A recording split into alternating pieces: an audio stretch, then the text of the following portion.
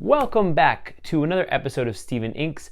We have a lovely pen to share with you today. I've noticed that we've had a lot of pens from Asia, specifically from China, in the last couple of episodes of this show. So I thought we'd go across the way, all the way to Western Europe, and look at a German pen. And this is the Grip from Faber Castell. Is it Faber Castell? No, I don't know. I'm not the pronouncing channel, so if you're into pronunciations, you might want to look somewhere else. If you like pens, like and subscribe, because we're going to take a look at this pen and see how well we can draw with it. Stay tuned. All right, here's how the pen arrives in a box, which is decorated appropriately. Look at these little holes on the side here. It says Grip 2010 Coconut Milk FPEF. I'm assuming fountain pen, and extra fine, which is what I ordered. Okay, there's the pen inside the box, and there's a little extra corner for I don't know what. I'm assuming this just keeps the pen from moving around. Let's see if I can get it out of there. There we go. And let's see. It's bigger than I thought it would be. It's kind of a little bit like thicker in the plastic than I thought. But not bad at all. Slightly triangular end, but sort of rounded triangular. I naturally comfortably grip my pens this way, so it doesn't really, it's not an issue for me to have that molded section. Some people really don't like molded sections, molded barrels, that sort of thing. Speaking of the section, there it is, it's triangular. One thing I'm noticing right now, I do have an issue with, is that these molded sections don't really line up. There's a weird little lip here, so that's not good. This is a nice rubbery grip, so it doesn't feel like you'll get slick plastic sweatiness. I do kind of like this grip pattern here, and I can see myself being back here with the pen in times when I need to do some wide sweeping lines. It's easier sometimes to hold it back here. You'll see a lot of artists do that if you watch them on Instagram or other places where there's videos of art being done. I can't think of an example, but maybe you could think of one. Let me know in the comments. You open this up, and the inside. Oh, okay. Now this is genius. It looks like there's a cartridge with the bottom hollowed out, and this cartridge was stuck underneath it. Because I've had issues before where I got pens, I won't say which brand, but it's another popular German brand, gave me a pen with a cartridge, and it was not meant to do this, but it actually jostled on the ride and punctured the ink cartridge, and I opened the box to an inky mess. So good job. This is a quick saving, life-saving hack, which probably did not cost the company much at all. They just use an old cartridge, well, I'm assuming a new cartridge, and they just didn't put the bottom in, and saved us all. So great. Okay, so I hope that this nib will perform well despite being a lower cost pen. One of the reasons that I was interested in this pen is because everyone talks about how the Faber Castell Loom has the world's greatest nib. It's their favorite. They're always talking about it. So I wanted to get one, but I think that the Loom looks ugly.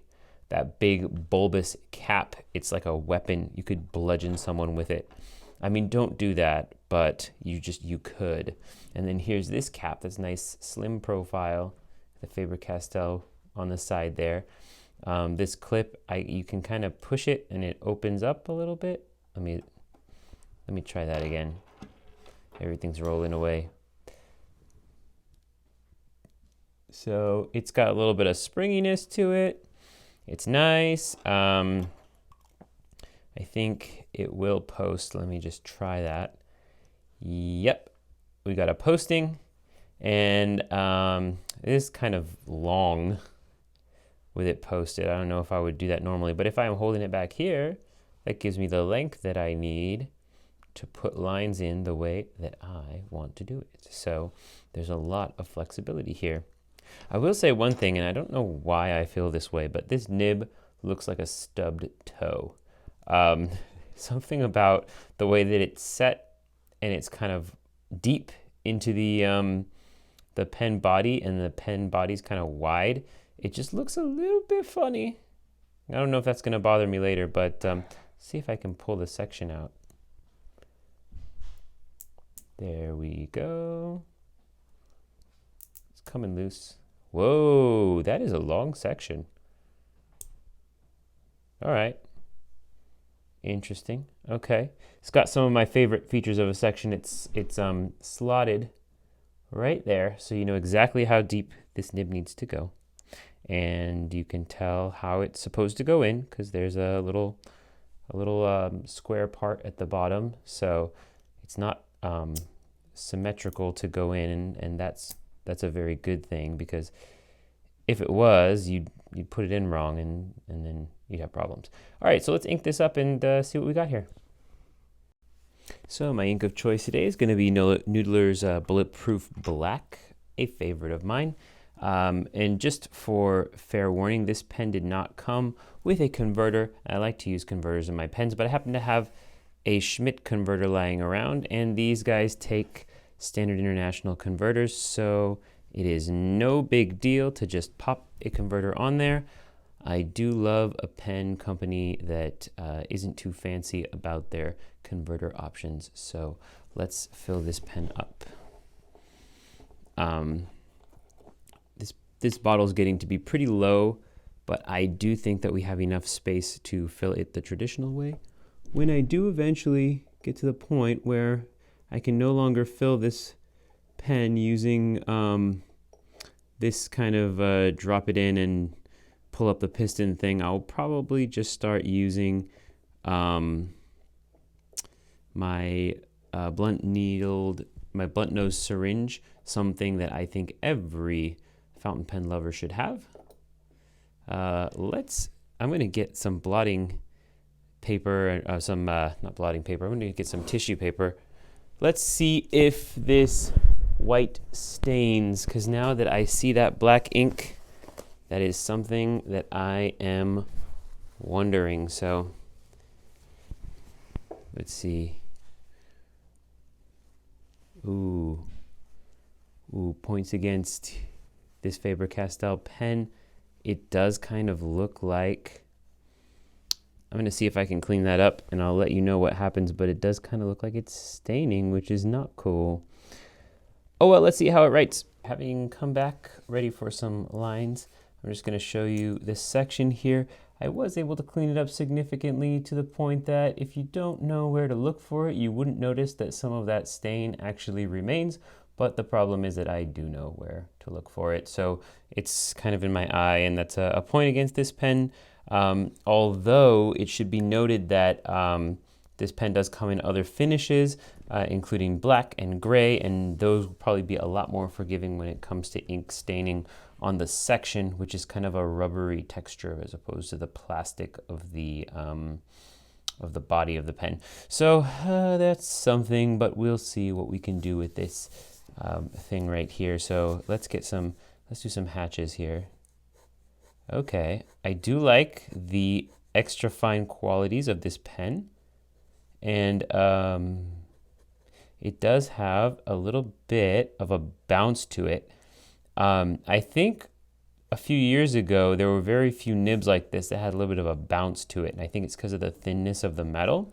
There are a lot more now where you can find this kind of quality, but I do like this, and I can actually get several different line weights with the same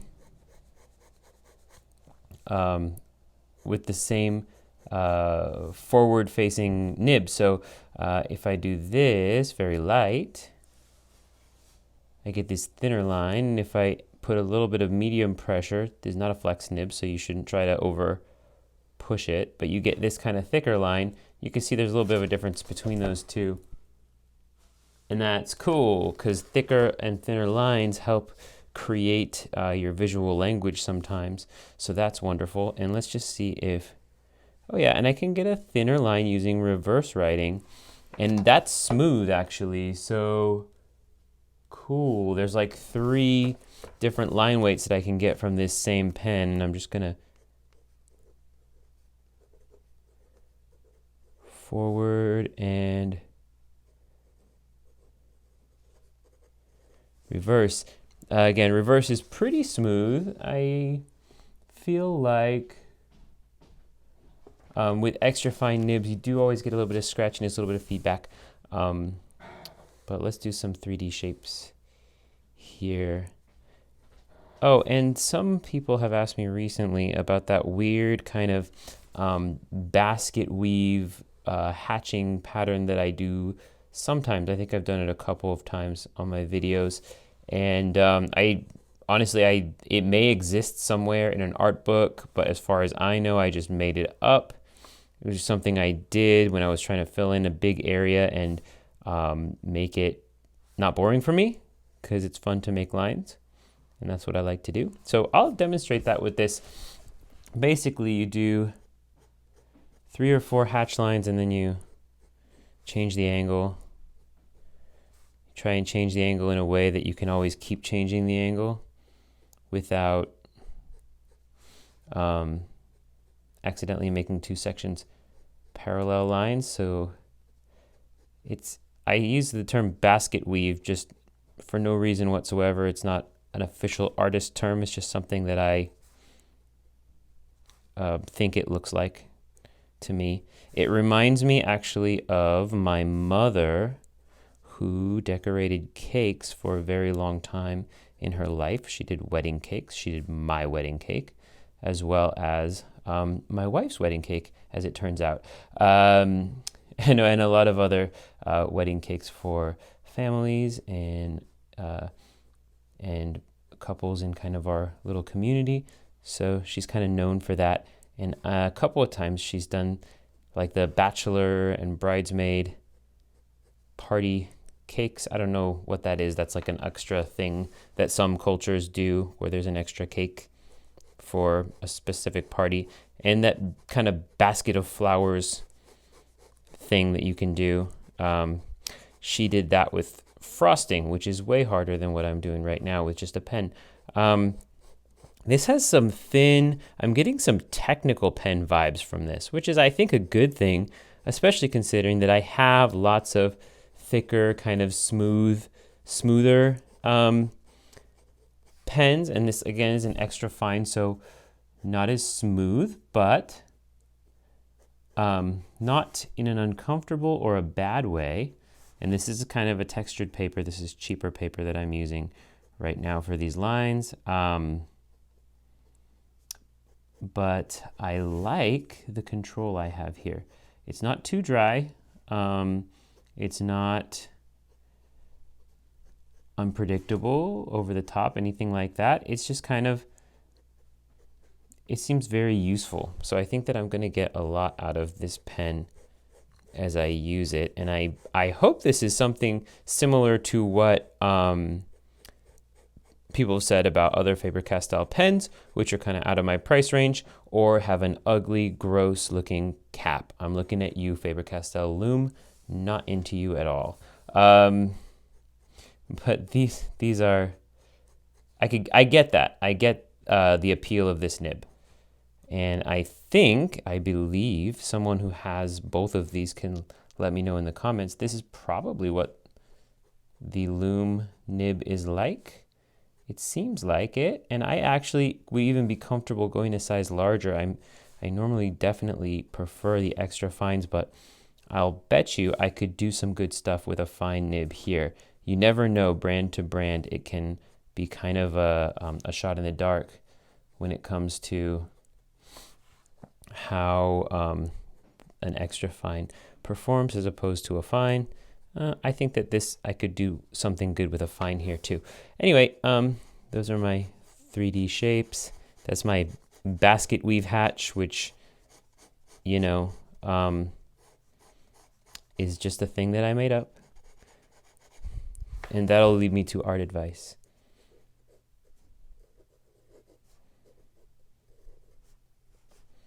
And I'll talk about how I came up with this. Draw until you're bored. This is kind of a weird piece of advice to give, but that's how I came up with this thing, and that's how I've come up with some other things that I never thought were even in my head. Is that I was just drawing and I got bored and I tried something new. And boredom is actually a useful tool. I know we like to avoid it like the plague. We like to be on our phones. We like to be watching videos on YouTube, which is super bad for you. Don't ever watch videos on YouTube. But when you get bored, you have this opportunity to recreate your reality or to try something you've never tried before. I highly recommend boredom. It is my drug of choice. And let's do some drawing with this pen. So it's been a little while since I've actually picked up my pen and pencil to do some drawing. We started school like 2 weeks ago. Has it been 3 weeks already? I can't remember. It's been a lot. It's sort of a roller coaster ride those first couple of weeks, getting back into the flow of things. Kids are getting back into the flow of things. You're remembering why you enjoy this profession, hopefully. I've had a few moments like that this year.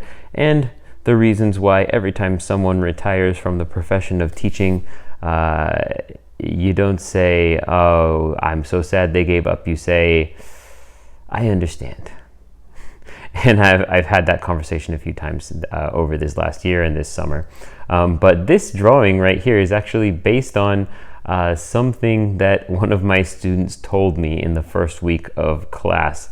And I'm starting to wonder if maybe I will see this skill on display. I'll save a surprise for the end for what they said. This pen reminds me of a dip pen. The lines are thin. They're a little bit scratchy. If you like that feeling, this will be a great pen for you if you graduated from dip pens into fountain pens and you kind of miss some of that old aesthetic. This is nice. The body is feels a little cheap and it's not the prettiest setup, but I do love the nib and feed. Standard International cartridge, can't go wrong. Yeah, I really like this pen, and I hope you like my drawing. I wonder if anyone else out there is also, like this student of mine, really good at pretending to cry. Anyway, I'm not pretending to cry. I'm loving my life. I just wish I had more time for art. That's it.